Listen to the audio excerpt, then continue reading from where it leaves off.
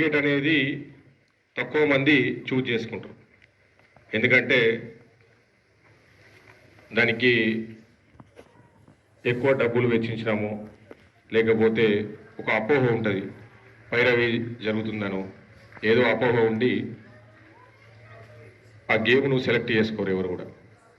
కానీ మన కమ్మర్పల్లి గ్రామం నుంచి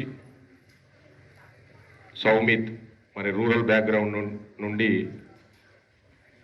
క్రికెట్లో అండర్-19 నేషనల్ సెలెక్ట్ అవ్వడం అనేది చాలా సంతోషం. మరి ఈ స్కూల్ కూడా గర్వకారణం.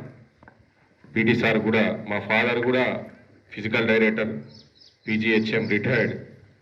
మా ఫాదర్ కోచింగ్లో ఒక 50-60 మంది నేషనల్స్ ఆడారు, వాలీబాల్ కానీ ఖోఖో కానీ. ఒక 100 మంది దాకా స్పోర్ట్స్ కోటాలనే. అంటే ఎందుకు చెప్తున్నా అంటే స్పోర్ట్స్ అనేది గుర్తొచ్చినప్పుడల్లా మా ఫాదరే గుర్తుకొస్తారు. ఎందుకంటే గవర్నమెంట్ స్కూల్లో పేద విద్యార్థులు ఉంటారు, వాళ్లకు ఒకవేళ స్టడీ కాకపోతే స్పోర్ట్స్ ఉంటుండే. ఆ స్పోర్ట్స్ ద్వారా మా ఫాదర్ చేతుల మీద ఒక 100 మంది 100 జీవితాలు బతుకున్నాయంటే, వాళ్ళ ఫ్యామిలీస్ బతుకున్నాయంటే మరి ఆ స్పోర్ట్సే కారణం. మనం అనుకుంటాం చదివితేనే మనకు ఫ్యూచర్ అనుకుంటాం. చదవడమే కాదు, చదువుతో పాటు ఆటలు కూడా ఉండాలి.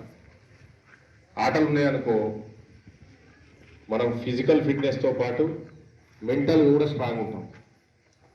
ఈ రోజుల్లో మనం చూస్తున్నాం ఏమి కారణం ఉండదు సూసైడ్ చేసుకుంటున్నాం. ఎందుకు? మానసికంగా బలంగా ఉండలేం. దానికి కారణం ఏంటంటే ఈ సెల్ ఫోన్లు చేయబట్టి. మనం గేమ్స్ ఎక్కడ ఆడుతున్నాం? గ్రౌండ్లో ఆడే గేమ్స్ ఫోన్లో ఆడుతున్నాం. అంతేనా? ఎంతమంది ఆడతారు పబ్జీ? పబ్జీ అనేది ఎంతమంది ఆడతారు? ఇంకేదేదో గేమ్స్ ఉన్నాయి, మా పిల్లలు కూడా ఆడతారు. మనం గ్రౌండ్లో ఆడవలసిన గేమ్స్ ఈరోజు మొబైల్లో ఆడి మనం 2nd క్లాస్కే 3rd క్లాస్కే ఇంత సోడాబుడ్డి కదద్దాలు చేసుకుంటున్నాం. అంతేనా? మరి మాకు లేవు. మా జనరేషన్లో స్టేట్కో ఇట్లా నేషనల్ ఆడితే నీకు బయట గుర్తింపు వస్తుంది. ఒక ఫలానా వ్యక్తి ఈ స్పోర్ట్స్ ఆడతాడు, ఈ గేమ్ ఆడతాడు అనే రికగ్నేషన్ వస్తే నీకు ఎంత వాల్యూ ఉంటుంది. యూనిటీ పెరుగుతుంది స్పోర్ట్స్ వల్ల. యూనిటీ ఎట్లా పెరుగుతుంది? స్పోర్ట్స్కు కులం మతం అనేది ఉండదు. కులం మతం అనేది చూస్తామా? స్పోర్ట్స్కి కులాలకు మతాలకు అతీతంగా క్రీడాకారులను ఎన్నుకుంటారు. నేషనల్స్ కావచ్చు, ఇంటర్నేషనల్ కావచ్చు, ఏది వచ్చినా ఎదుర్కొంటున్నాం. ఎందుకు? దానికి కారణం అంటే మేము కూడా డైలీ స్పోర్ట్స్ ఆడడం వల్లే. మనం ఏదో ఒక గేమ్ చూజ్ చేసుకోవాలి. అది షటిల్ కావచ్చు, క్రికెట్ కావచ్చు, వాలీబాల్ కావచ్చు. మనం ఏదైనా ఒక గేమ్ చూజ్ చేసుకొని దాన్ని ఎప్పుడు కూడా ఆడుతూనే ఉండాలి. ఆడితే మీరు మెంటల్గా స్ట్రాంగ్ ఉంటారు. ఒక రాజకీయ నాయకుడు ఒక అబ్బాయిని అడిగిండు. అబ్బాయి 8th క్లాస్ అబ్బాయికి పొట్టొచ్చింది. పొట్టొస్తే అరే బాబు గేమ్స్ ఆడతలేవారా అని అడిగిండు. అబ్బాయి ఏం సమాధానం ఇచ్చింది తెలుసా? మా ఫాదరు సెల్ ఫోన్ ఇస్తలేడు సార్, అందుకే గేమ్స్ ఆడతలేడని. వాడు గేమ్స్ అంటే సెల్ ఫోన్లో అనుకుంటుండు, గ్రౌండ్లో కాదు. మా అప్పుడు ఎట్లుండే, గ్రౌండ్ ఉంటే అందులో 100 మంది క్రీడాకారులు ఎక్కడో జిల్లాల నుంచి వెళ్ళి మీకు పరిచయం అవుతారు.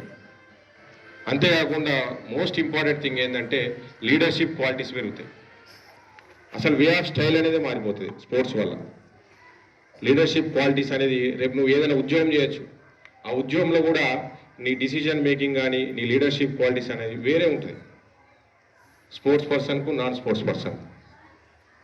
దయచేసి అందరూ కూడా మీరు నేషనల్స్ కానీ ఇంటర్నేషనల్స్ కానీ ఆడనక్కర అవసరం లేదు. ఓన్లీ జస్ట్ ఏంటంటే మీరు ఏదో ఒక క్రీడను ఎంచుకొని మీరు స్ట్రాంగ్ ఉండాలి. మీరు మీకే స్ట్రాంగ్ ఉండాలి. ఎవరు చెప్పరు ఇది.